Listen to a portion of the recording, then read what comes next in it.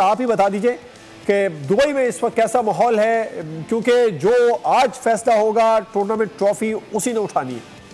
Today is the day.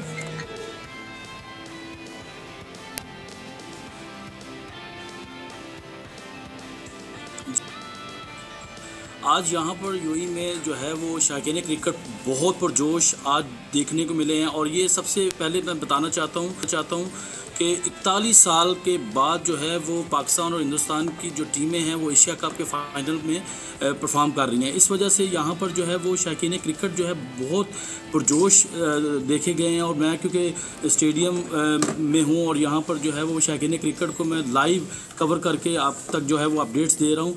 और मैं समझता हूँ कि जितने एक्साइटेड इस वक्त जो है पाकिस्तानी प्लेयर्स हैं उतने ही एक्साइटेड जो हैं वो हमारे जो है शायकीन क्रिकेट भी हैं। बिल्कुल उतने ही एक्साइटेड शायकीन क्रिकेट भी है जितने एक्साइटेड हमारे प्लेयर हैं। और हमारे प्लेयर्स को तो वैसी फ्री हैंड हमारे चेयरमैन पीसीबी ने दे दिया है कि भाई जारहाना अंदाज अपनाओ और पहले खेलो। सब्सक्राइब करें और बेल दबाएं ताकि कोई खबर रह न जाए।